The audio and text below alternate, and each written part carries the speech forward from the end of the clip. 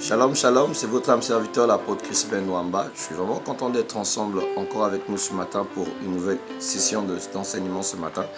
Et ce matin, je voudrais parler de ce qui concerne le temps. Le temps.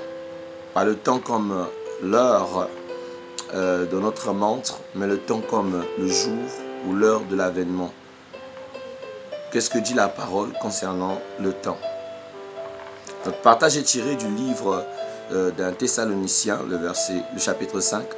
Nous allons prendre le verset 1er et succéder aux besoins pour notre propre édification. Nous allons recommander ces moments entre les mains du Seigneur. Père éternel, Seigneur, nous voulons parler de ta part. Et la Bible dit, c'est poussé par l'Esprit que les hommes en parlent de ta part, Seigneur. Ô Père, tous les jours, je ne me sens pas assez plus expérimenté de parler de toi, Seigneur. Mais c'est ton esprit, Seigneur, qui nous édifie et nous donne la force de parler de toi. Donne-nous cette grâce, Seigneur Jésus-Christ, de te faire entendre, Seigneur, ce message, afin que celui qui nous suit, Seigneur, soit édifié par le nom de Jésus-Christ qui vit et règne pour les siècles des siècles. Je dis Amen. Voilà, gloire à Dieu, gloire à Dieu. Je disais que nous sommes dans un Thessaloniciens chapitre 5. Nous prendrons du premier verset et nous allons descendre au fur et à mesure. Je lis au nom du Seigneur.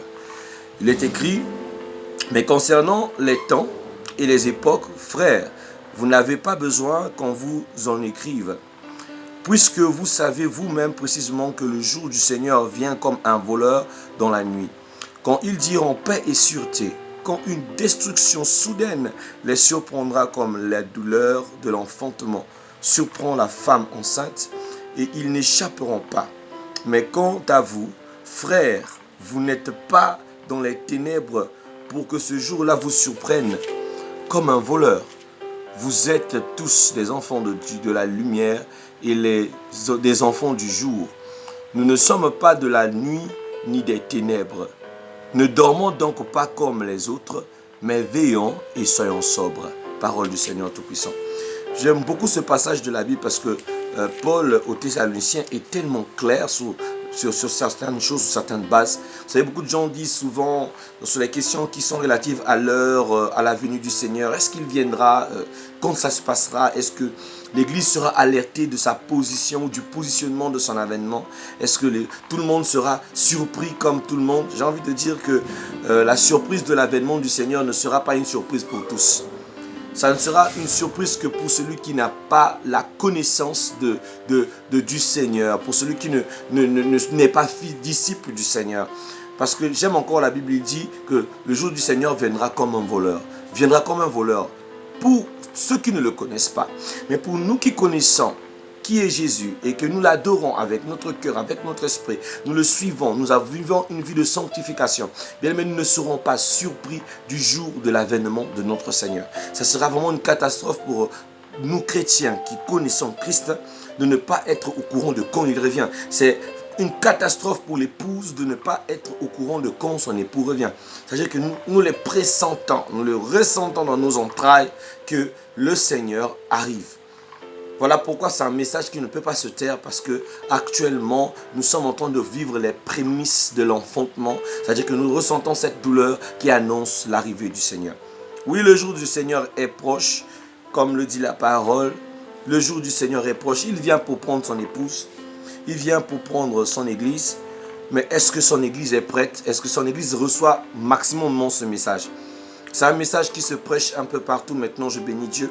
Mais le problème, c'est que la plupart du temps, beaucoup de gens ne prêtent pas trop attention à ce message.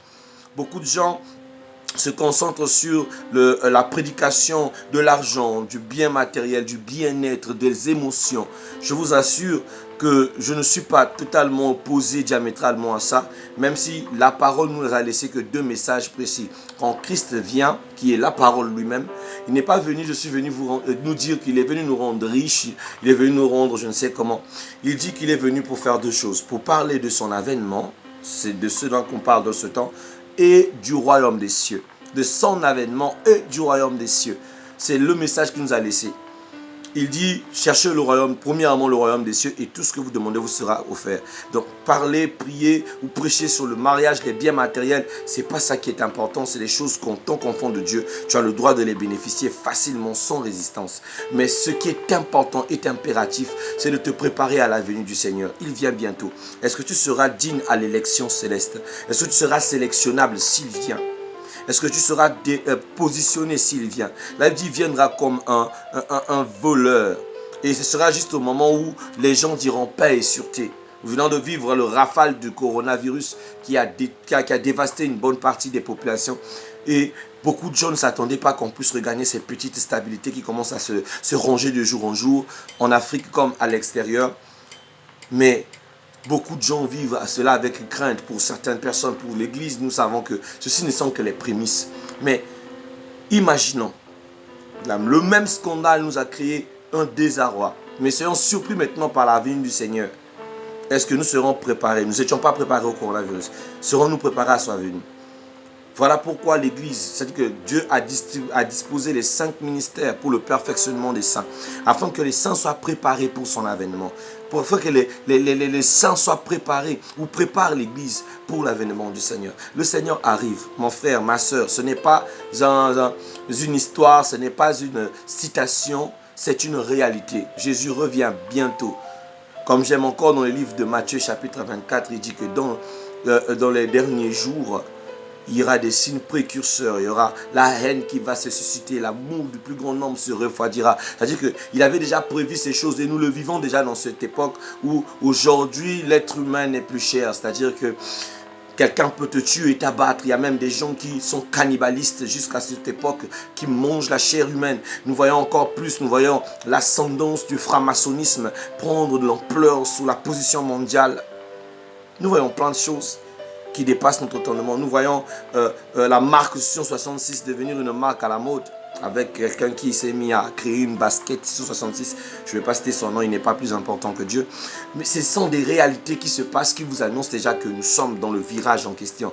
Mais nous devons comprendre, Jésus-Christ avait déjà annoncé que nous devons maintenant nous préparer, laver nos robes, les garder blanches parce que Jésus revient bientôt. Ça ne sera pas bien que nous soyons surpris. J'aime la Bible dit, nous ne sommes pas des fils des ténèbres pour que nous soyons surpris. Nous sommes des fils de la lumière. Alors nous devons vivre la vocation de cette lumière. C'est-à-dire nous ne pouvons pas être surpris comme tous les autres sont surpris.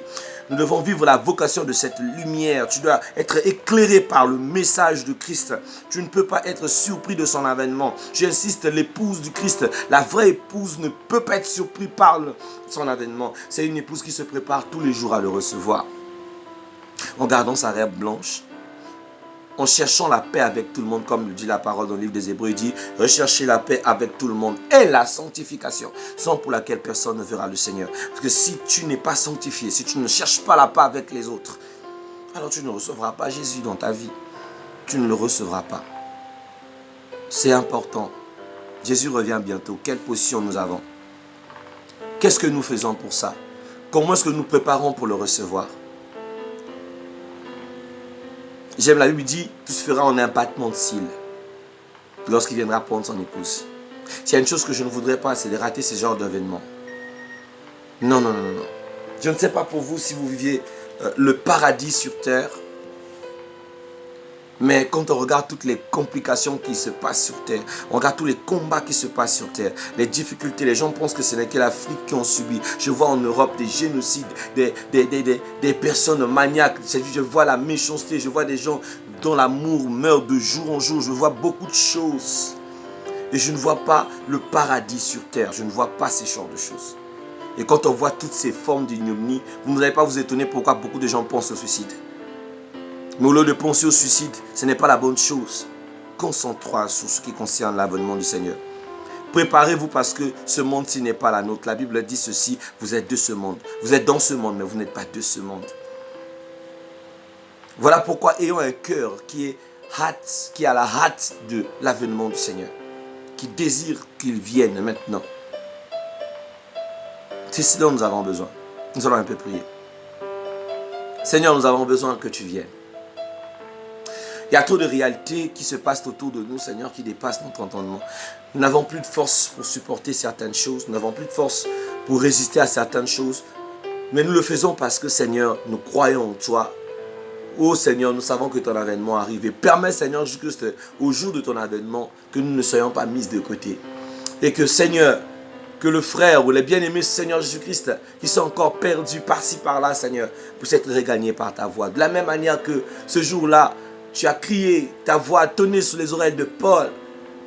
Et ce jour-là, Paul a pu te percevoir à Damas. Oh Seigneur, nous voulons, Seigneur Jésus-Christ, que beaucoup aussi t'aperçoivent pour qu'ils comprennent qu'ils fassent fausse route. En ce moment où l'athéisme est en train de grandir, où les faux religions s'élèvent, Seigneur, nous avons besoin de ta voix, Seigneur. Dirige ton peuple, ne nous laisse pas succomber, ne laisse pas le diable décimer. Je sais que depuis la création, il est déjà prévu qu'un tiers devait partir. Mais Seigneur, nous avons besoin de toi. Sauve les nations. Serve ton peuple, Seigneur. Et descends pour nous. Fais-nous grâce de ton amour. Par le précieux nom de notre Seigneur que tu es. Je dis Amen. Je prie vraiment que le Seigneur sauve notre âme et nous préserve des dangers. Tu es libre de nous écrire. Pour toi qui as des questions concernant ce passage, ce petit partage que nous avons communiqué, pose-nous des questions, nous sommes disponibles. Pour soutenir surtout cette page, n'oublie pas non seulement de t'abonner, de poser le petit pouce bleu et de signaler la cloche à chaque fois, pour qu'à chaque fois qu'il y ait publication de vidéos, tu sois toujours la première à être averti. Que le Seigneur nous bénisse.